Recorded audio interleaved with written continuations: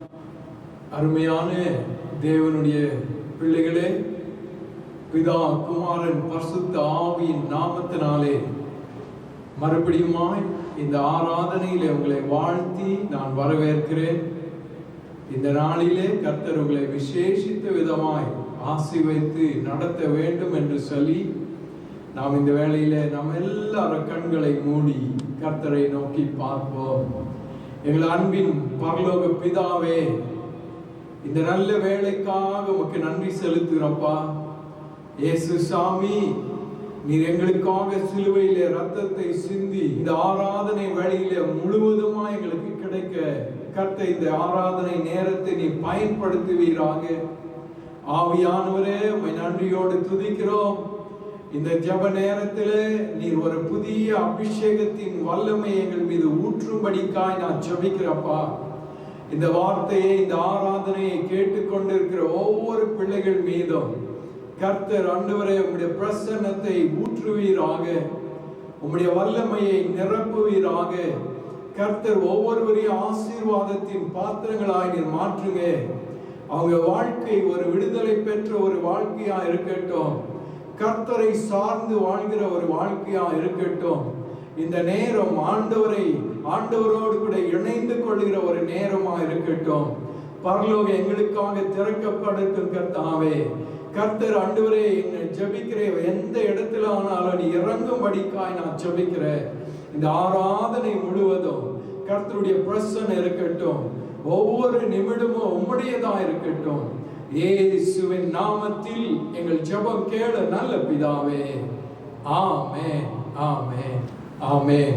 இந்த வேளையில கூட நாம் சில பாடல்களை பாடி கர்த்தருடைய நாமத்தை மகிமைப்படுத்தி அதற்கு பின்பு கர்த்தருடைய செய்திக்குள்ளே கடந்து போகலாம். சர்வ லோகாதிபா நமஸ்காரம், சர்வ சிருஷ்டிகனே நமஸ்காரம் என்று சொல்லி நாம் பாடி ஆண்டவரை மகிமைப்படுத்தலாம். கூடவே ஆத்ம நேசரோடு அன்பின் ஆழம் சென்று என்று சொல்லி ஆவியானவரை துதித்து நாம் பாட போகிறோம். என் கூட சேர்ந்து கரங்களை தட்டி நாம் பாடலாம்.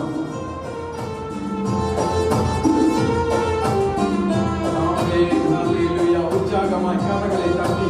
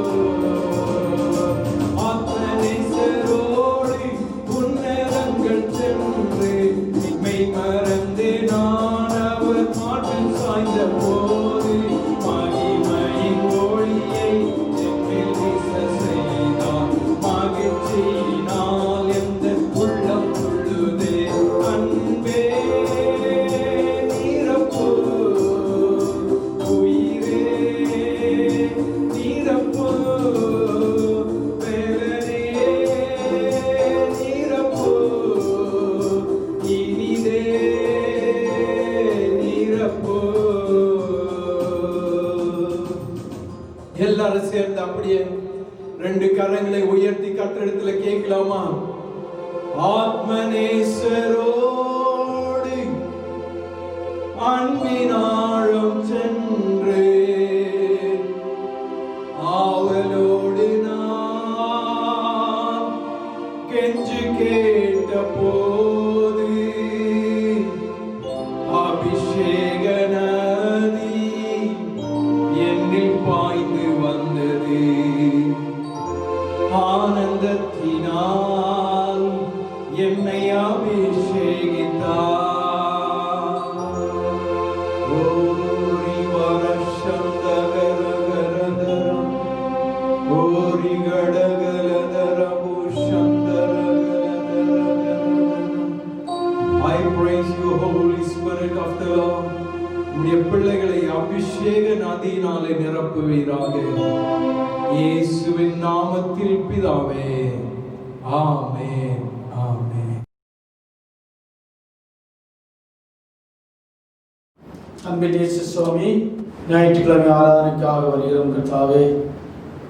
ஆண்டவரே, இந்த நாளை நீர் எங்களுக்கு நியமித்து தந்ததுக்காக ஸ்தோத்திரம் அப்பா. எல்லோரும் தலைகளை தாழ்த்தி கண்களை மூடி இந்த நேரத்திலும் கூட ஆண்டவரை நோக்கி நாம் பார்க்கலாம். நாம் இப்பொழுது கூட சபைக்காக ஜெபிக்க போகிறோம்.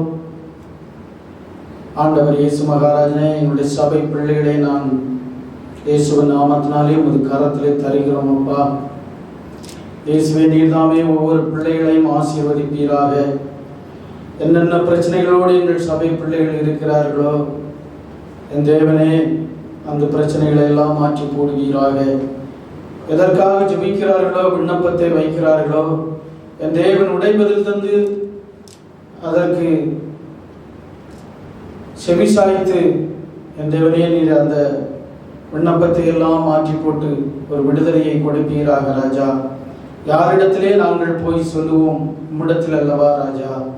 நீர் ஒவ்வொரு ஜெபங்களையும் தகப்பனே ஆண்டவரே, எங்களுடைய கண்ணீரை உமது துருத்திலே வைத்து விடைபதில் தந்து கொண்டிருக்கின்ற கிருபைக்காக ஸ்தோத்திரம் கர்த்தாவே. வாலிப பிள்ளைகளை ஒப்புக் கொடுக்கிறோம் கர்த்தாவே. சிறு குழந்தைகளை ஒப்புக் கொடுக்கிறோம் கர்த்தாவே. கர்ப்பஸ்திரீகளை ஒப்புக் கொடுக்கிறோம் கர்த்தாவே. சபையிலே ஊழியம் செய்கின்ற பிள்ளைகளை ஒப்புக் கொடுக்கிறோம் ராஜா. ஒவ்வொரு ஊழியங்களையும் ஒப்புக் கொடுக்கிறோம் தகப்பனே ஆண்டவரே. ஆமென். எங்கள் சபை போதகர்களையும் உடன் ஊழியக்காரர்களையும் கவுன்சில் மெம்பர்களையும் ஒப்புக் கொடுக்கிறோம் கர்த்தாவே. நல்ல வழியாக தகப்பனே ஆண்டவரை ஊழியங்களை செய்ய அவர்களுக்கு நல்ல ஞானத்தை கடலிடுவீராக தகப்பனே ஆண்டவரே. இப்படியாக எங்கள் சபையை நீர் ஆசீர்வாதத்தின் மேல் ஆசீர்வதிப்பீராக.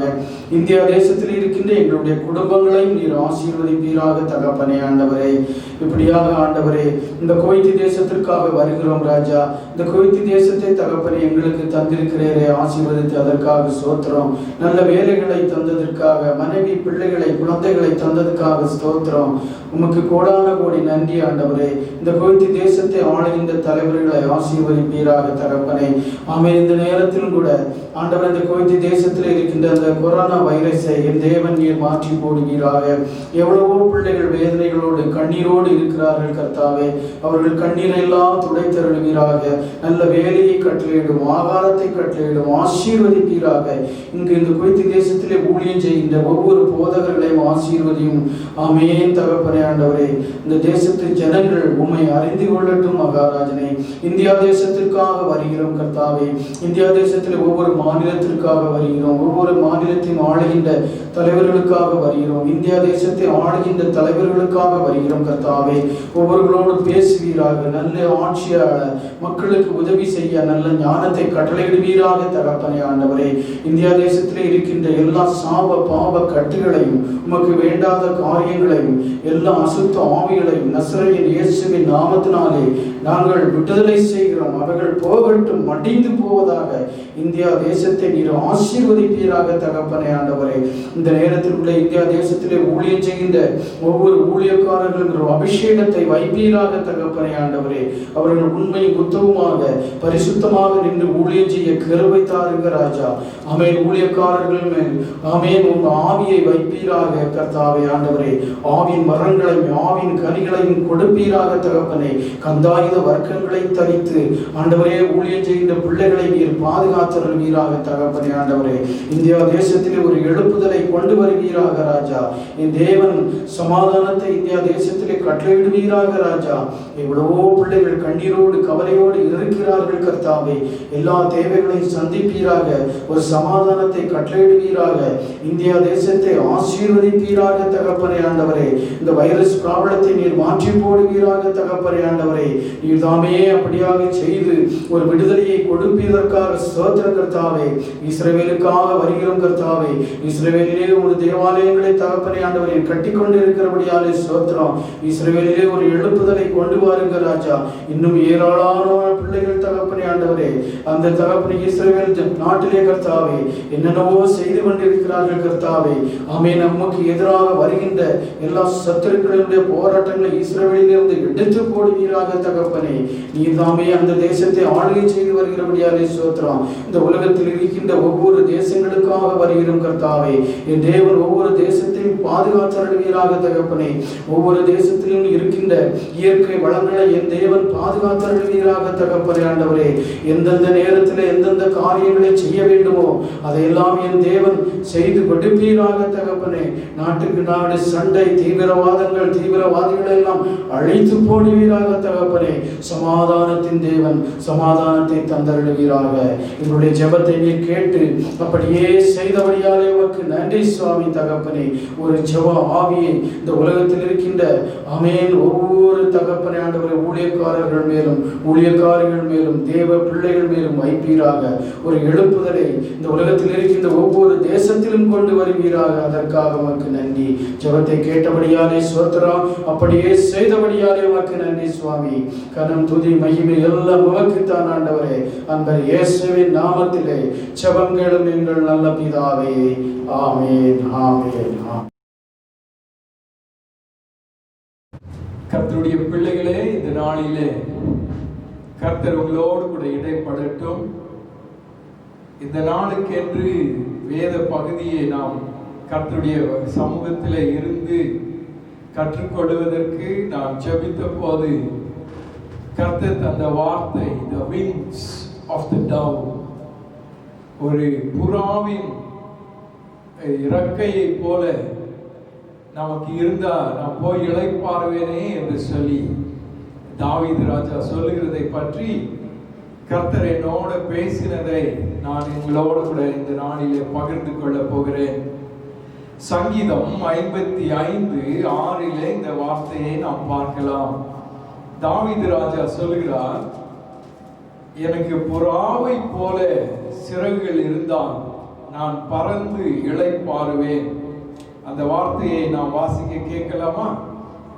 அப்பொழுது நான் எனக்கு புறாவை போல் சிறகுகள் இருந்தால் நான் பறந்து போய் இளைப்பாறுவேன். ஆமென். அல்லேலூயா. ஆண்டவர் இந்த வார்த்தையை எனக்கு ராத்திரி வேளையில ஒரு ரேமா வேர்டு மாதிரி ஆண்டவர் கொடுத்தார். கர்த்தர் பேசுகிற நேரத்துல 2 விதமாய் ஆண்டவர் பேசுவார்.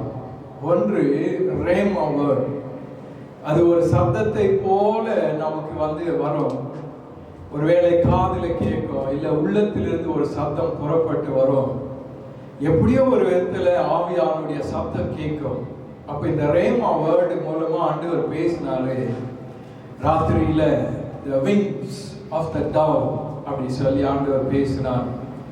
அப்ப இன்றைக்கு நாம இந்த வார்த்தைகளையே தியானித்து நாம இந்த செய்தியில பகிர்ந்து கொள்ள போகிற தாவீது ராஜா இதை பற்றி சொல்லும்போது, புறாவை போல சிறகுகள் இருந்தால் நான் பறந்து இளைப்பாறுவேன் அப்படி சொல்லி தாவீது ராஜா சொல்றார்.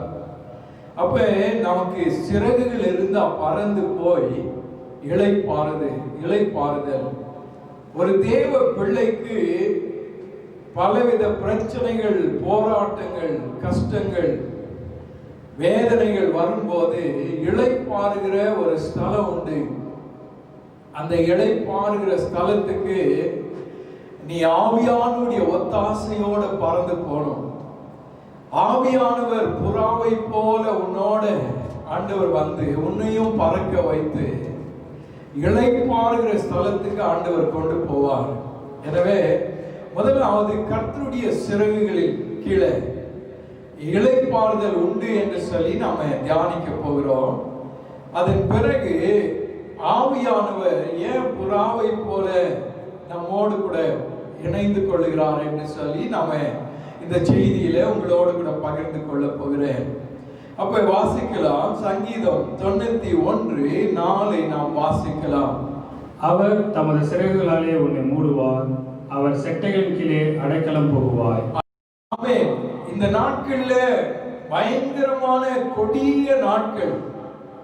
சாத்தான் வல்லமையாய் எழும்பி கூடிய மட்டும் ஆண்டவருடைய பிள்ளைகளை வஞ்சித்து அவங்களை கசக்கி பிழிகிற நாட்கள். இப்ப கூட ரொம்ப துக்கமான காரியம் தமிழ்நாட்டில் நடந்துச்சு. ஒரு தகப்பனையும் மகனையும் அடித்து கொண்டு போடுகிற அளவுக்கு அந்த நிறைய ராத்திரியில அதை யோசிக்கும் போது எனக்கு தூக்கமே வரல. அவ்வளவு பயங்கரமான கொடிய காலத்துல இருக்கிறோம். மனுஷன் சுபாவ அன்பு இல்லாத கடைசி நாட்கள்ல கொடிய காலம் வரும் என்று சொல்லுகிறபடி ஒரு கொடிய காலத்துல நாம் இருக்கிறோம். அப்ப இந்த கொடிய காலத்துல நீ நிர்விசாரமா இருக்கிறது நமக்கு தான் கஷ்டம், நமக்கு தான் பாதுகாப்பு இல்லை. எனவே இந்த சங்கீதம் 91:4 நம்ம படிச்சபடி அவருடைய செட்டைகளின் கீழே நமக்கு அடைக்கலம் உண்டு. ஆமென். அவர் சிறகுகளாலே உன்னை மூடுவார், அவர் செட்டைகளின் கீழே அடைக்கலம் புகுவாய், அவருடைய சத்தியம் உனக்கு பரிசியும் கேடகமாகும். அவர் சிறகுகள் உன்னை மூடுமா, அவர் செட்டைகளின் கீழே தான் உனக்கு அடைக்கலம். ஆண்டவர் ஒருவேளை சிறகுகளை விரித்து மகனே மகளே நீ உன்னுடைய ஆபத்து காலத்துல நீ என் சிறகுகளுக்குள்ள என் சட்டைகளுக்குள்ளே நீ அடைக்கலம் புகுந்து கொள் என்று சொல்லி ஆண்டவர் கொடுப்பாரோ. அதுதான் இந்த சங்கீதக்காரன் 91 சொல்றாரு. அதுக்கு அடுத்து வாசிக்கலாம். யாத்திராகமம் புஸ்தகம் 19ஆம் அதிகாரம் 4வது வசனத்தை நாம் வாசிக்கலாம். நான் எகிப்தியருக்கு செய்ததையும் நான் உங்களை கழுகுகளுடைய சட்டைகள் மேல் சுமந்து உங்களை எண்ணெயில் சேர்த்துக் கொண்டதையும் நீங்கள் கண்டிருக்கிறீர்கள். ஆமென். இந்த வசனம் சொல்லுது பாருங்க, நான் செய்த அற்புதங்கள் எகிப்தியருக்கு செய்ததையும் அதே நேரத்தில் நான் உங்களை கழுகுகளின் சட்டைகளின் மேல சுமக்கிறது போல நான் உங்களை சுமந்ததையும் உங்களை என் அண்டையில் சேர்த்துக் கொண்டதை நீங்க கண்டீர்கள் என்று வேதம் சொல்லுது. ஒரு கழுகு தன் செட்டைகளின் மேல குஞ்சுகளை சுமந்து செல்கிறது போல ஆண்டவர் இஸ்ரவேல் ஜனங்களை சுமந்து சென்றார் என்று வேதம் சொல்லுது. நீ கஷ்டப்பட தேவையில்லை, ஆண்டவருடைய பிள்ளைகள் கஷ்டப்பட தேவையில்லை. ஆண்டவரையே சார்ந்து வாழ்ந்த போதும் அவர் அந்த செட்டைகளின் மேல கழுகு எப்படி சுமந்து போகுதோ அது போல ஆண்டவர் தன்னுடைய பிள்ளைகளை சுமந்து போகிறார் என்று வேதம் சொல்கிறது. இன்றைக்கும் கூட உன்னுடைய சூழ்நிலையில நீ கஷ்டப்பட தேவையில்லை, ஆண்டவர் சுமந்து போவார். இந்த கழுகு என்ன பண்ணுமா, தன் குஞ்சுகளை செட்டைகளின் மேல வைத்துக் கொண்டு அது பறந்து பறந்து பறந்து போமா. அப்ப மேல போய் ஆகாயத்துல எப்படி பறக்கணும்னு சொல்லி அதுகளுக்கு சொல்லி காட்டும். அந்த ரக்கையை விட்டுட்டு அந்த கழுகு குஞ்சுகளை விட்டுடும். அப்ப அந்த குஞ்சுகள் பறந்து பறந்து செட்டைகளை அடித்து பறந்து பறந்து வரும். ஒரு நேரம் ஆயிடும், இந்த குஞ்சுகளுக்கெல்லாம் ரொம்ப டயர்டு, ஏன்னா ரொம்ப உயரத்தில் இருக்குது. இது பறந்து பறந்து விங்ஸ் எல்லாம் கஷ்டம் ஆகி டயர்ட் ஆகி கீழே விழுவோம். அப்படின்ற நேரத்துல இந்த தாய் பறவை வேகமா வந்து அந்த குஞ்சுகளை திரும்பவுமாய் செட்டைகளின் மேல சுமந்து பறந்து போவோமா. இப்படித்தான் ஆண்டவர் நம்மை கூட நம்ம ரொம்ப முடியல, ஆண்டவரே என்னால முடியல, ரொம்ப கஷ்டம், எனக்கு ரொம்ப கஷ்டம், வேலையில பிரச்சனை, விசால பிரச்சனை, வியாதியில பிரச்சனை, சூழ்நிலையில பிரச்சனை, குடும்பத்தாரால பிரச்சனை, இப்படி சுற்றி இருக்கிற ஜனங்களால பிரச்சனை, நான் தனியா பறந்து என்னால பறக்க முடியல, நான் சோர்ந்து போனேன் அப்படின்ற போது ஆண்டவர் இறகுகளின் கீழே ஆண்டவர் சுமந்து போவார். அல்லேலூயா. மத்தேயு 23 அதிகாரம் 31வது வசனத்தை நாம் வாசிக்கலாம். எருசலேமே எருசலேமே, எருசலேமே எருசலேமே, தீர்க்கதரிசிகளை கொலை செய்து உன்னிடத்தில் அனுப்பப்பட்டவர்களை கல்லெறிகிறவனே, கோழி தன் குஞ்சுகளை தன் சிறகின் கீழே கூட்டி சேர்த்துக் கொள்ளும் வண்ணமாக நான் எத்தனை தரமோ உன் பிள்ளைகளை கூட்டி சேர்த்துக் கொள்ள மனதாய் இருந்து உங்களுக்கோ மனதில்லாமல் போயிற்று. ஆமென். இயேசுசாமி இந்த வார்த்தைகளை சொன்னாரு. கோழி தன் குஞ்சுகளை சிறகுகளின் கீழே கூட்டி சேர்த்துக் கொள்ள வண்ணமாய். ஆண்டவர் எப்போ நம்ம ஆதரவா இருக்கிற தேவன், நம்ம வேதனையோட கண்ணீரோட துக்கத்தோட இருக்கிற போது நம்ம தனியா அப்படியே விட்டுடாம, அந்த கோழி என்ன பண்ணும், பறந்து எல்லாம் பறந்து வேகமா அந்த குஞ்சுகளை பிடிக்கிறதுக்கு ஓடி வரும்.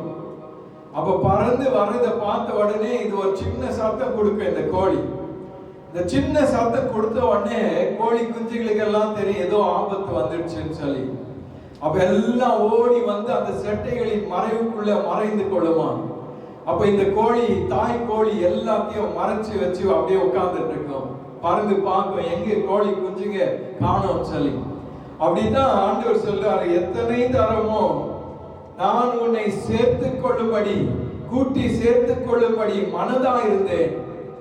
நான் உன்னை அருமையான தேவனுடைய பிள்ளைய, நான் எத்தனை தரம் உன்னை அழைத்திருக்கிறேன், நான் எத்தனை தரம் உன்னை கூட்டி சேர்த்து இருக்கிற, கூப்பிட்டு இருக்கிற. நீ எந்த நேரமும் துக்கத்துல அமிழ்ந்திருக்கிறது ஆண்டவருக்கு பிரியம் இல்லை. வேதனையில நீ அலைந்து திரிகிறது ஆண்டவருக்கு பிரியம் இல்லை. உடைய வேதனைகளை, துக்கத்தை, கண்ணீரை மாற்றுகிறதற்கு ஆண்டவர் கோழி தன் குஞ்சுகளை சேர்த்துக் கொள்ள வண்ணமாய் ஆண்டவர் அழைக்கிறார். ஆண்டவர் இந்த நாளில கூட உன்னையும் அப்படித்தான் அழைக்கிறார். என் சட்டைகளுக்குள்ளே உனக்கு பாதுகாப்பு உண்டு. எந்த சாத்தானாலும் என்னை என் கையிலிருந்து உன்னை பறித்து கொண்டு போக முடியாது. எந்த பிரச்சனையும் உன்னை மேற்கொள்ள முடியாது. நீ ஆண்டவருடைய சட்டைகளிற்குள்ள மறைவா இருந்தா உனக்கு பாதுகாப்பு. நீ வந்துடுன்னு சொல்லி ஆண்டவர் உன்னை அழைத்து கொண்டே இருக்கிறார். நிறைய பேருக்கு கர்த்தருடைய பலன் தெரியுறதில்ல, கர்த்தருடைய கெப்பாசிட்டி தெரியுறதில்ல, ஆண்டவருடைய மகத்துவம் ஆண்டவருக்கு புரியுறதில்ல, ஆண்டவருடைய மகிமை, கர்த்தருடைய மகிமை புரியுறதில்ல. கோழின்னு உடனே நம்ம மைண்ட் எல்லாம் கோழி போல சின்னதா யோசித்து கொண்டிருப்போம். சின்ன கோழி போல ஆண்டவருக்கு எந்த பலமும் இல்லை. He cannot handle my problem. He cannot handle my situation. நிறைய நேரம் நம்ம யோசிக்கிறோம், ஆண்டவரை விட என்னுடைய வேலை பெருசு, ஆண்டவரை விட நான் பெரிய ஆளு, சிச்சுவேஷன் பெரிய ஆளு, ஆண்டவருடைய வைத்திருக்கிற இந்த சபையும் ஊழியத்தை விட நான் பெரிய ஆளு அப்படி சொல்லி நம்ம யோசிக்கிறோம். நம்ம மைண்ட் செட்டை சாத்தான் மூடி வச்சிட்டு இருக்குது. அப்படி இல்லை. கர்த்தர் மகிமையான தேவன், அவர் ராஜாதி ராஜா, அவர் கர்த்தாதி கர்த்தர். வேதம் சொல்கிறது, ஒரு தேவ தூதன் வானத்துக்கும் பூமிக்கும் நடுவாய் தேவன் நின்றான் என்று வேதம் சொல்கிறது. அவர் 24 லட்சம் இஸ்ரவேல் ஜனங்களுக்கு அவர் காடைகளையும் மன்னாவை கொடுத்து போஷித்த தேவன். அவர் காலையிலே மன்னாவை கொடுக்கும் போது அது அற்புதமாய் அதிசயமாய் அந்த மன்னா கொத்துமல்லி அளவுக்கு அந்த பூமி மேல பறந்து விழுந்திருந்தது. அவர் காடைகளை கொண்டு வந்து அந்த பாளையத்துல கொண்டு வந்து போட்டாரு. சிவந்த சமுத்திரத்தை ஆண்டவர் உடைத்தார். எப்படி ஆண்டவர் மகா பெரிய அவருடைய பலத்தை இஸ்ரவேல் ஜனங்கள் பார்க்கிறதுக்கு உதவி செய்தார். இன்றைக்கு கூட ஆண்டவர் அதே மகிமையோடு தான் இருக்கிறார். கோழி தன் குஞ்சுகளை செட்டைகளின் கீழே சேர்த்துக் கொள்ள வண்ணமான்னு சொன்ன உடனே நம்ம யோசிப்போம், ஆண்டவருடைய பலம் கொஞ்சமோ அப்படி சொல்லி. ஆண்டவருடைய பலத்தை நீங்க குறைத்து எடை போட வேண்டாம். ஆண்டவருடைய வார்த்தையை நீங்க குறைத்து எடை போட வேண்டாம்.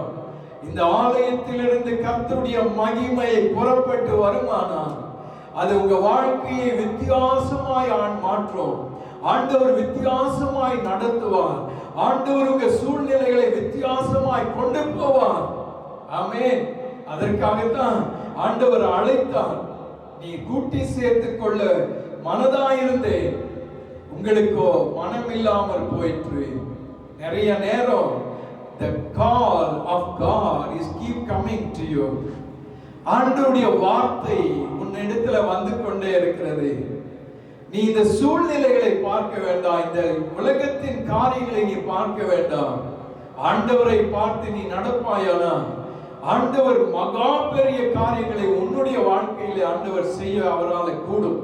எனவே இந்த நாளிலே ஆண்டவரே, நான் உம்மிடத்துல என்னை ஒப்பு கொடுக்கிறேன், நான் சரண்டர் பண்றேன்னு சொல்லி நம்ம வந்தோம்னா ஆண்டவர் உதவி செய்வார். அதுக்காக தான் ஒரு பக்தன் பாடுறார், I surrender all to Jesus, I surrender all. அந்த பாடல் அந்த வீட்டில் நீங்க பாடி பாருங்க. I surrender all, I surrender all to thee, my blessed Savior, I surrender all. ஆமென். ஆண்டவருடைய சமூகத்துல நாம் அப்படியே ஒப்பு கொடுத்தா ஆண்டவர் நம்மை நடத்துவார். அடுத்துதான் ஒரு வார்த்தையை பார்க்கலாம். மத்தேயு 6 அதிகாரம் 26வது வசனத்தை நாம் பார்க்கலாம். ஆகாயத்து பட்சிகளை கவனித்து பாருங்கள், அவைகள் விதைக்கிறதும் இல்லை, அறுக்கிறதும் இல்லை, களஞ்சியங்களை சேர்த்து வைக்கிறதும் இல்லை, அவைகளையும் உங்கள் பரமபிதா பிழை போட்டுகிறார். அவைகளை பார்க்கிலும் நீங்கள் விசேஷித்தவர்கள் அல்லவா? ஆமென், ஆமென். இயேசுவை சொன்னாரே, ஆகாயத்து பட்சிகளை கவனித்து பாருங்கள், அவைகள் விதைக்கிறதும் இல்லை, நூற்கிறதும் இல்லை. இந்த வசனத்தை நீங்க பாருங்க, அதை அறுக்கிறதும் இல்லை, களஞ்சியங்களில் சேர்த்து வைக்கிறதும் இல்லை, அவைகளையும் உங்கள் பரமபிதா பிழை பூட்டுகிறார். அப்ப பறவைகளை போல சிறகுகள் இருந்தா நம்ம ஆண்டவர்கிட்ட போய், ஆண்டவரே எனக்கு பிழைக்கிறதுக்கு உதவி செய்யுங்க, என்னுடைய தேவைகளுக்கு கர்த்தர் நீர் அற்புதம் செய்யுங்க அப்படி சொல்லி ஆண்டவர்கிட்ட நின்று ஆண்டவர் நமக்கு அற்புதம் செய்கிறதற்கு உதவி செய்கிறதற்கு பிரயோஜனமா இருக்கும். ஆண்டவரே, நீர் ஆகாயத்து பட்சிகளை நீங்க போஷிக்கிறது போல எங்களையும் போஷிங்க ஆண்டவரே என்று சொல்லி நாம கர்த்தரிடத்துல கேட்டோம்னா ஆண்டவர் நம்மை நடத்துவார். அடுத்ததான் வசனம் சொல்லுது, சங்கீதம் 84:3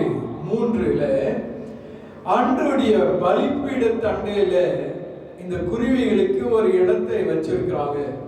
அந்த வசனத்தை நான் வாசிக்க கேட்போம். சங்கீதம் 84:3. என் ராஜாவும் என் தேவனுமாகிய சேனைகளின் கர்த்தாவே, சேனைகளின் கர்த்தாவே, உம்முடைய பிண்டங்கள் அண்டையில் அடைக்கலான் குருவிகளின் வீடும், உம்முடைய பீடங்கள் அண்டையில் அடைக்கலான் குருவிக்கு வீடும், தகவலான் குருவிக்கு தன் குஞ்சுகளை வைக்கும் கூடும் கிடைத்தது. ஆமென், பிரைஸ் காட். நிறைய நேரம் நான் சர்ச்சஸ்ல பாத்துக்கிறேன், இந்த பீடத்துக்கு மேல ஒரு பெரிய டவர் மாதிரி இருக்கும். அந்த டவர்ல ஒரு கிளாஸ் வச்சு சில நேரத்துல கலர் கிளாஸ் பிக்சர்ஸ் அப்படி ஏதாவது இருக்கும், புறா போல பிக்சர்ஸ் வச்சு இருக்குவாங்க. அந்த இடம் ரொம்ப சைலண்டா அமைதியா இருக்கிறதுனால சில நேரத்துல குருவிகள் வந்து கூடு கட்டிடும். அந்த ஆலயத்துல பறவைகள் வந்து அந்த பலிபீடத்துக்கு மேல கூடு கட்டிட்டு அந்த கூட்டுல ரொம்ப அழகா கொஞ்சங்கள் எல்லாம் வச்சு பராமரிச்சிருக்கோம். ஆலயத்துல அந்த மாதிரி ஒரு சீனை நம்ம பார்க்கறதுக்கு ரொம்ப அழகா இருக்கும். நமக்கு இங்க அந்த ஆலயத்து செட்டப் இல்லாததுனால நம்ம அது ஒரு வேலையை மறந்துட்டு இருப்போம்.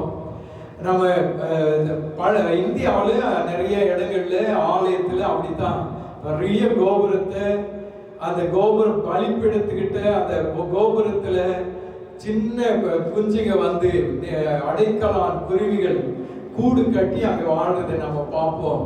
அதே போலதான் ஆண்டவருடைய ஆலயம் ஆண்டவருடைய பிள்ளைகள் வசிக்கிறதற்கு, சமாதானமாய் வாழ்கிறதற்கு, சந்தோஷமாய் வாழ்கிறதற்கு ஒரு ஏற்ற இடமாய் இருக்கிறது. எனவே இந்த குருவிகள் வந்து பறந்து வந்து கர்த்தருடைய பலிபீட தண்டையில அமைதியாய் சமாதானமாய் இருக்கிறது போல நாமும் கூட இருக்கிறதுக்கு கர்த்தர் இந்த நாளிலே நினைவுபடுத்தி கொண்டிருக்கிறார். மத்தேயு எழுதின சுவிசேஷம் 10ஆம் அதிகாரம் 31வது வசனத்தை நாம் வாசிக்கலாம். ஆதலால் பயப்படாதிருங்கள், ஆதலால் பயப்படாதிருங்கள், அநேகம் அடைக்கலான் குருவிகளை பார்க்கிலும், அநேக அடைக்கலான் குருவிகளை பார்க்கிலும் நீங்கள் விசேஷித்தவர்களாய் இருக்கிறீர்கள், நீங்கள் விசேஷித்தவர்களாய் இருக்கிறீர்கள். ஆமென். இந்த காரிய ஆண்டவர் சொல்றாரு, இந்த குருவியை காட்டில நீ விசேஷித்த ஒரு தேவ பிள்ளை. இந்த குருவிகளும் அடைக்கலான் குருவிகளை காட்டிலும் உன்னை விசேஷித்தமான விதமாய் நான் உன்னை போஷிப்பேன். நான் விசேஷித்த விதமாய் உன்னை நடத்துவேன், நான் உன்னை பாதுகாப்பேன், உன்னை நடத்துவேன் ஆண்டவர் சொல்றாரு. அப்ப இன்றைக்கு ஆண்டவருடைய செட்டைகளின் கீழே நீ அடைக்கலமா இருப்பாயானா அந்த இடத்துல உனக்கு இளைப்பாறுதல் கிடைக்கும்.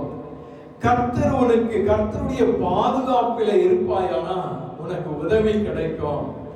கர்த்தருடைய வீட்டில நீ அடைக்கலமா இருந்தாயானா அந்த வீட்டுக்குள்ள உனக்கு சமாதானமும் சுகமும் பாதுகாப்பும் உண்டாயிருக்கும். எனவே கர்த்தருடைய செட்டைகளுக்குள்ளே நீ மறைந்து கொள்ளுகிறதை கர்த்தர் விரும்புகிறார். சரி, அப்ப இந்த செட்டைகளை ஆண்டவர் எப்படி நமக்கு கனெக்ட் பண்றாருன்னு சொல்லி நம்ம சில வார்த்தைகளை பார்க்கலாம். மத்தேயு எழுதின சுவிசேஷம் 3ஆம் அதிகாரம் 16வது வசனத்தை நாம் வாசிக்கலாம். இது எல்லாருக்கும் தெரிந்த ஒரு வசனம். ஏசாமி ஞானஸ்நானம் பெற்று கரையேறின போது அந்த வசனத்தை வாசிக்க கேட்போம். இயேசு ஞானஸ்நானம் பெற்று ஜலத்திலிருந்து கரையேறின உடனே இதோ வானம் அவருக்கு திறக்கப்பட்டது, தேவ ஆவி புறாவை போல் இறங்கி தம்மேல் வருகிறதை கண்டார். ஆமென், அல்லேலூயா. என்னுடைய செய்தியின் முக்கியமான பகுதிக்குள்ள நான் இப்பதான் கடந்து போக போகிறேன். இப்ப நான் உங்களுக்கு ஒரு இன்ட்ரோடக்ஷனை கொடுத்தேன். இப்ப செய்தியின் பகுதிக்குள்ள நான் கடந்து போகிறேன். இயேசப்பா இந்த பூமியில மனுஷனாய் நடந்த போது அவர் நிறைவேற்ற வேண்டிய காரியத்தை நிறைவேற்றினார். அப்ப யோவான் கிட்ட போய் சொல்றாரு, இப்படி எல்லா நீதியை நேற்றுவது நமக்கு ஏற்றதா இருக்கிறது என்று சொல்லி அவர் ஞானஸ்நானம் பெற்று கரையேறின போது தேவ ஆவியானவர் புறாவை போல இறங்கி வந்தார். அவர் மேல புறாவை போல இறங்கி வந்ததை அந்த இடத்துல நாம் பார்க்கிறோம். தேவ ஆவி புறாவை போல் இறங்கி தம் மேல் வருகிறதை கண்டார். அப்ப அன்றியும் வானத்திலிருந்து ஒரு சத்தம் உண்டாகி, இவர் என்னுடைய நேசகுமாரன், இவரில் பிரியமா இருக்கிறேன் என்று உரைத்தது. இன்றைக்கு தேவ ஆவி ஏன் புறாவை போல இறங்கி வந்தார்? ஏன் தேவ ஆவி இறங்கி வரணும் அப்படி சொல்லி நான் உங்களோடு கூட இதை தியானிக்க போகிறோம். அருமையான தேவனுடைய பிள்ளைகளே, இந்த நாளிலே நான் ஒரு முக்கியமான சத்தியத்தை நான் உங்களுக்கு சொல்லிக் கொடுக்க விரும்புகிறேன். என்னன்னு சொன்னா, பரிசுத்த ஆவியானவர் புறாவை போல ஆண்டவர் மேல இறங்கும் போது நிறைய நேரம் நம்முடைய சிந்தனைகள் எல்லாம் என்ன யோசித்திருப்போம், ஆவியானவர் ஒரு அபிஷேகத்தை ஏசாமி கொடுத்தாரோ அப்படின்ற ஒரு எண்ணம் நமக்குள்ள இருக்கும். அப்படி இல்லை. பரிசுத்த ஆவியில தான் ஆண்டவர் கன்னி மரியாளிடத்துல உற்பவித்தார். பரிசுத்த ஆவியானுடைய ஒத்தாசையோடு தான் ஆண்டவர் வளர்ந்தார். பரிசுத்த ஆவியானவர் கூட தான் ஆண்டவர் இருந்தார்.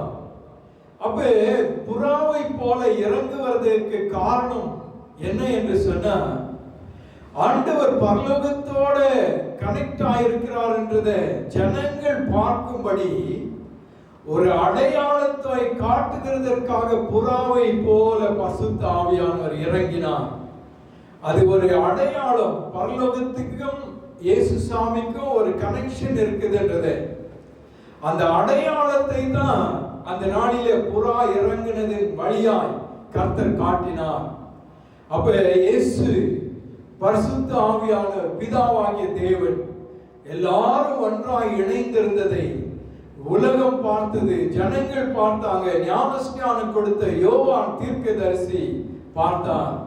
அப்ப புறாவை போல ஏன் இறங்கணும் பரிசுத்த ஆவியானவர் அப்படி சொல்லி நம்ம யோசித்து பார்த்தோம்னா, ஒன்று இந்த வேதம் சொல்லுகிறது, புறா ஆண்டவர் விரும்புகிறபடி நல்ல ஒரு பரிசுத்தமான ஒரு பறவை. சில பறவை பாருங்க, நேரா போய் செத்து போன எது இருந்தாலும் அதை எடுத்து சாப்பிட ஆரம்பிச்சிடும். எந்த டர்ட்டி திங்ஸ் இருந்தாலும் சாப்பிட ஆரம்பிச்சிடும். அப்ப எந்த நேரத்திலும் அது அந்த பறவைகள் எது கிடைக்குதோ அதை சாப்பிட ஆரம்பிச்சிடும். அப்ப அன்கிளீன் பேர்ட்ஸ் அது கூட இந்த புறாவை சேர்க்க முடியாது. இந்த புறாவுக்கு என்று அது ஸ்பெஷலா அது எந்த ஃபுட்டை செலக்ட் பண்ணுதோ அந்த ஃபுட்டு எங்க இருக்கணுமோ அங்கதான் அது இருக்கும்.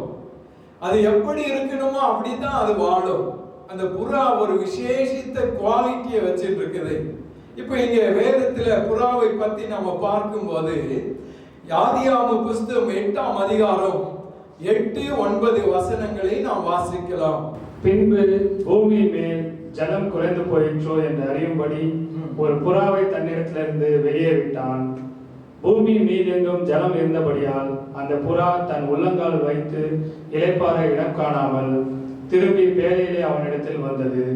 அவன் தன் கையை நீட்டி அதை பிடித்து தன்னிடமாக பேழைக்குள் சேர்த்து கொண்டான். ஆமென். இந்த புறா நோவா காலத்துல அவரு ஜலத்தின் மேல தண்ணி வடிஞ்சிருச்சா அப்படி பாக்கிறதுக்கு ஒரு புறா விட்டா. அது போகிறதும் வருகிறதுமா இருந்துச்சு. அப்ப தண்ணி எல்லாம் வடிஞ்ச பிறகு வேத வசனம் சொல்லுது 11ஆவது வசனத்துல, இது போய் ஒரு ஒலிவ இலையை கொண்டு வந்ததாம். அது படிங்க அந்த வசனத்தை. அந்த புறா சாயங்காலத்தில் அவனிடத்தில் வந்து சேர்ந்தது. இதோ அது கொத்தி கொண்டு வந்த ஒரு ஒலிவ மரத்தின் இலை அதன் வாயில் இருந்தது. ஆமென். என்ன பண்ணுச்சு பாருங்க, ஜலம் வற்றின்னு இருக்குது, கொஞ்சம் கொஞ்சமா மரங்கள் வந்துடுக்குது. இந்த நோவா காலத்தின் அழிவுக்கு பின்னால பூமி மேல செடிகள் வந்துடுகிறது என்பதை காட்டுறதுக்கு இது போய் வேற எதையும் சூஸ் பண்ணல, ஒரு ஒலிவ இலையை கொண்டு வருகிறது. இந்த ஒலிவ இலை வேதத்துல மிகவும் முக்கியமான, ஒலிவ மரத்துக்கு ஒரு முக்கியத்துவத்தை ஆண்டவர் கொடுத்திருக்கிறார். ஒலிவ எண்ணெயை அபிஷேக தைலமாய் ஒலிவ எண்ணெயை முக்கியப்படுத்தி வேதத்துல பல இடங்களிலே பார்க்கிறோம். அப்ப இந்த புறா போகும்போது வேற எந்த இலையும் பார்க்காம கரெக்டா போய் ஒரு ஒலிவ இலையை தான் எடுத்துன்னு வருது. இந்த மாதிரி ஒரு பரிசுத்தமான ஒரு பறவையை ஆண்டவர் செலக்ட் பண்ணாரு, இந்த நோவா செலக்ட் பண்ணாரு. இதே போலதான் பரலோகம் இந்த புறாவை போல ஆவியானவர் இறங்குகிறதை ஆண்டவர் காட்டினார். இரண்டாவது ஆதியாகம புஸ்தகம் 15ஆம் அதிகாரம் 9வது வசனத்தை நாம் வாசிக்கலாம். ஆதியாகமம் 15:9. அதற்கு அவர் 3 வயது கிடாரியையும் 3 வயது வெள்ளாட்டையும் 3 வயது ஆட்டுக்கடாவையும் ஒரு காட்டு புறாவையும் ஒரு புறா குஞ்சும் என்னிடத்தில் கொண்டு வா என்றார். ஆமென். இயேசு சாமி இந்த பூமி வந்ததின் நோக்கத்தை நான் உங்களுக்கு சொல்லிக் கொண்டிருக்கிறேன்.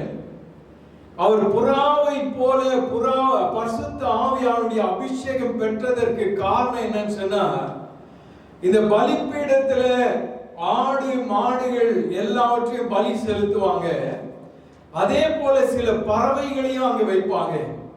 அந்த பறவைகள் பலி செலுத்துகிறதுக்காக வைப்பாங்க. அந்த பலியை போல இந்த பூமிக்கு ஆண்டவர் இறங்கி வந்தார். இந்த பலியை போல நமக்கு கிருபாதார பலியா இந்த பூமிக்கு இறங்கி வந்தார். நான் சொல்றேன், இந்த சப்ஜெக்ட் உங்களுக்கு கஷ்டமா இருக்கும், நீங்க கொஞ்சம் கூர்ந்து நீங்க கவனிக்கணும். அப்போ பலியா தன்னையே கிருபாதார பலியா இந்த பூமிக்கு இறங்கி வந்தார். அதை சிம்பாலிக்கா காட்டுறதுக்கு ஒரு பறவை எப்படி பலி செலுத்தப்படுகிறதோ அதுபோல ஆண்டவர் பலி செலுத்தப்பட போகிறார் என்பதற்கு அடையாளமாய் தேவ ஆவியானவர் புறாவை போல இறங்கினார். அதைத்தான் இந்த வசனத்துல சுட்டி காட்டுகிறது. கடைசியா வாசிக்கலாம் சங்கீதம் 68:13 வசனம். நீங்கள் அடுப்பின் அடியில் கிடந்தவர்களாய் இருந்தாலும் வெள்ளியால் அலங்கரிக்கப்பட்ட புறா சிறகுகள் போலவும் பசும்பொன் நிறமாகிய அதன் இறகுகளின் சாயலாகவும் இருப்பீர்கள். Amen. Praise God, praise God. இந்த புறா சிறகுகள் எப்படி இருக்குது என்று சொல்லி இந்த சங்கீத பகுதியில இந்த சங்கீதக்காரன் எழுதுகிறார். அந்த சீஷர்களுக்கு கிடைத்த அந்த பரிசுத்த ஆவியானுடைய வல்லமை, சீஷர்களுக்கு கிடைத்த பரிசுத்த ஆவியானுடைய அபிஷேகம், சீஷர்களுக்கு கிடைத்த அந்த ஆவியின் வரங்கள், ஆவியின் கனிகள், நமக்கு கூட ஆவியானவர் புறாவை போல நம்ம மேல வந்து இறங்கி வந்து நம்ம கொடுப்பாரானா நம்ம புறாவை போல சிறகுகளை அடித்து பறந்து ஆண்டவருக்குள்ள ஆண்டவருடைய இளைப்பாறுதலிலே நாம் பங்கு பெற வசதியாக இருக்கும். எனவே இந்த சீஷர்களை போல நாம் இந்த அபிஷேகத்துல இருக்கிறதற்காக தான் ஆண்டவர் இன்றைக்கு நமக்கு இந்த வார்த்தைகளை பேசினார். ஏசாமி கிடைத்த அபிஷேகத்தை போல எனக்கும் கிடைக்கணும் ஆண்டவரே, அவரை போல நானும் கூட பரலோகத்தோடு இணைந்திருக்கணும், பரிசுத்த ஆவியானோட இணைந்திருக்கணும். அதற்கு இந்த அபிஷேகம் தேவை ஆண்டவரே. அதே நேரத்தில் என்னுடைய பிரச்சனைகள், எங்கள் பாடுகளிலே நாங்கள் பறந்து இளைப்பாறுகிறதற்கு நாங்கள் புறாவை போல இறகுகள் இருக்கணும் ஆண்டவரே அப்படி சொல்லி நாம் ஆண்டவரிடத்துல நாம் ஜெபித்து கேட்க போகிறோம். அப்ப இந்த நாட்களிலே நம்முடைய சபையில நான் பார்க்கிற நிறைய பேரு இந்த அபிஷேகம் இல்லாததுனால தான் குன்றி குன்றி குன்றி போய்கொண்டிருக்கிறாங்க. அபிஷேகம் இல்லாததுனால தான் வேத வார்த்தைகள் அவங்களுக்கு தெளிவாய் விளங்க முடியல. கர்த்தருடைய வல்லமை நமக்குள்ள தேவை, கர்த்தருடைய வரங்கள் நமக்குள்ள தேவை, கர்த்தருடைய அபிஷேகம் நமக்கு தேவை. அந்த அபிஷேகத்தான் ஆண்டவரோடு இணைத்து நம்மை வல்லமையாய் நடத்தும். இந்த அபிஷேகம் இல்லாததுனால தான் சபையில ஜனங்கள் குன்றி போய் பிரச்சனை நேரத்துல சோர்ந்து போய் ரொம்ப ஒடுங்கி போய் இருக்கிறாங்க. எனவே ஆண்டவரே எனக்கு ஒரு அபிஷேகத்தை ஊற்றுங்க என்று சொல்லி நாம் ஆண்டவரிடத்துல கேட்க வேணும். அப்ப ஆண்டவரே ஒரு புறாவை போல ஒரு அபிஷேகத்தை நம்ம மேல அனுப்புவார். அப்ப இந்த வசனம் சொல்லுது, யோவேலின் புஸ்தகம் 2ஆம் அதிகாரம் 28-29 வசனங்களை நாம் வாசிப்போமானால் அந்த வசனத்துல நாம பார்க்கிறோம், கடைசி நாட்களிலே மாம்சமான யாவர் மேலும் என் ஆவியை ஊற்றுவேன் என்று சொல்லி ஆண்டவர் சொன்னார். அப்ப நமக்கு அபிஷேகத்தை ஆண்டவர் ஊற்றணும். அந்த அபிஷேகத்தான் நம்மை கொண்டு போக, பறந்து போக செய்யும். அதுக்காக தான் தாவீது ராஜா சொன்னாரு, எனக்கு புறாவை போல சிறகுகள் இருந்தால் நான் பறந்து போய் இளைப்பாறுவேன் என்று சொல்றாரு. அப்ப பறந்து போய் இளைப்பாறுகிறதற்கு நமக்கு ஒரு அபிஷேகம் தேவை. அந்த அபிஷேகம் படிக்கலாமா? யோவேலின் புஸ்தகம் 2:28-29 வாசிக்கலாம். அதற்கு பின்பு நான் மாம்சமான யாவர் மேலும் என் ஆவியை ஊற்றுவேன். மாம்சமான யாவர் மேலும் என் ஆவியை ஊற்றுவேன். அப்பொழுது உங்கள் குமாரரும் உங்கள் குமாரத்திகளும் தீர்க்க தரிசனம் சொல்லுவார்கள். உங்கள் குமாரரும் உங்கள் குமாரத்திகளும் தீர்க்க தரிசனம் சொல்லுவார்கள். உங்கள் மூப்பர் சொப்பனங்களையும் உங்கள் வாலிபர் தரிசனங்களையும் காண்பார்கள். ஆமென். இந்த வார்த்தையை பாருங்க, ஆண்டவர் வந்துட்டா போதும், சொப்பனங்களையும் தரிசனங்களையும் ஆண்டவர் நமக்கு கொடுத்து நடத்துவார். அப்ப நாம் ஆண்டவருடைய அபிஷேகத்தை பெற்ற ஜனங்கள், ஆண்டவருடைய வல்லமையை பெற்று ஆண்டவருக்காக நடக்கிறதற்காக ஆண்டவர் நமக்கு இந்த அபிஷேகத்தை கொடுக்க வல்லமை உள்ளவராக இருக்கிறார். இப்ப எல்லாம் நம்ம எப்படி இருக்கிறோம் சொன்னா, நான் ஒரு விசுவாசி, சபையில ஒரு மெம்பர், சபையில விசுவாசத்துல ஒரு வெளிவரா மாத்த இருக்கிறேன் அப்படி சொல்லி இருக்கிறோம். ஆனா ஆவியானவர் அபிஷேகம் பண்ணுவாரானா அந்த அபிஷேகத்தின் ஆழங்களுக்குள்ளே நம்மை அழைத்து செல்வார். அந்த அபிஷேகத்தின் ஆழங்கள் நம்மை தரிசனங்களுக்குள்ளே அழைத்து செல்லும், சொப்பனங்களுக்குள்ளே அழைத்து செல்லும். நாம தீர்க்க தரிசனங்களை சொல்லுவோம். அந்த தீர்க்க தரிசனங்கள் தான் நம்மை மேல மேல உயர்த்தும். அப்ப இந்த அபிஷேகம் நிறைந்த ஒரு மனுஷனை வேதத்தில் உங்களுக்கு சுட்டி காட்டி நான் இந்த செய்தியை முடிக்க விரும்புகிறேன். தானியேல் பற்றி நாம வேதத்தில் படிக்கிறோம். அந்த தானியேலை பற்றி சொல்லும் போது அந்த ராஜா சொல்றாரு, தேவர்களுக்கு உள்ள இருக்கிற ஒரு ஆவி உனக்குள்ள இருக்கிறத நான் பார்க்கிறேன். இந்த தேவர்களுக்குள்ள இருக்கிற ஆவி உனக்குள்ள இருக்கிறத நான் பார்க்கிறேன். நான் கண்ட சொப்பனத்துக்கு நீ அர்த்தத்தை நீ சொல்லுவையா? நான் உனக்கு வெகுமதிகளை கொடுக்கிறேன். ஒரு ராஜா வெகுமதி கொடுத்தா எப்படி இருக்கும்? எவ்வளவோ பெரிய காரியங்களை சாதிச்சிடலாம் அந்த வெகுமதிகளை வச்சு. நம்ம கையில இருக்கிற கொஞ்சத்தை வச்சு நம்ம பெரிய ஆட்கள் சொல்லி யோசித்து இருக்கிறோம். அப்படி இல்லை. ஆண்டவர் ஒரு தரிசனத்தை கொடுத்து அந்த தரிசனத்துக்கு விளக்கத்தை தந்தாவே ஒரு ராஜா நமக்கு பரிசுகளை கொடுக்க முடியும். ஆண்டவர் ஒரு தரிசனத்துக்கு நீ விளக்கத்தை சொன்னாலே போதும், உன்னுடைய வாழ்க்கையை தலைகீழாய் ஆண்டவரால மாற்ற முடியும். இந்த தானியேல் அடிமையா இருந்தார். ஒரு தரிசனத்துக்கு ஒரு சொப்பனத்துக்கு விளக்கத்தை சொன்ன உடனே அவரை பெரிய அதிபதியாய் அந்த தேசத்தில் அந்த ராஜா உயர்த்திட்டாரு. உன்னுடைய உயர்வுக்கு ஒரு அபிஷேகம் உனக்குள்ள தேவை. உன்னுடைய உயர்வுக்கு உனக்குள்ள ஆண்டவருடைய வல்லமை தேவை. நீ உயர்ந்து உன்னுடைய ஆவிக்குரிய வாழ்க்கையிலும் சரி, உலக பிரகாரமான வாழ்க்கையிலும் சரி, நீ பறந்து பறந்து புறாவை போல நீ மேல பறக்கணும்னு சொன்னா உனக்குள்ளே ஒரு அபிஷேகம் தேவை. இதைத்தான் ஆண்டவர் இந்த நாளிலே உங்களுக்கு கொடுக்கிறார். அப்ப ஆண்டவரே, இந்த அபிஷேகம் எனக்கு தேவை என்று சொல்லி நீங்க கர்த்தரிடத்துல கேட்பீங்களா? கர்த்தர் ஒவ்வொரு நாளும் அபிஷேகத்துல உங்களை நடத்தி கொண்டு போவார். அபிஷேகத்தின் ஆழங்களுக்குள்ளே நடத்தி செல்வார். நிறைய நேரம் கொஞ்சம் அபிஷேகத்தை நாம பெற்று அதிலேயே நின்று திருப்தி ஆயிடக்கூடாது. அபிஷேகம் அபிஷேகம் என்று சொல்லி ஆழங்களுக்குள்ளே நாம் போகணும். அப்ப அபிஷேகத்தின் ஆழங்களுக்கு போறதுக்கு அடையாளம் என்ன? அந்நிய பாஷையின் வரங்கள். நிறைய பேருக்கு அந்நிய பாஷை பேசுறது எதுக்குன்னு தெரியல. வேதத்துல நீங்க ஆராய்ந்து பாருங்க. அந்நிய பாஷை பேசுகிறவன் கர்த்தரோடு பேசுகிறான். அதே நேரத்தில் அந்நிய பாஷை பேசுகிறவன் அதை பேசி தீர்க்க தரிசனங்களையும் சொல்லுகிறான்.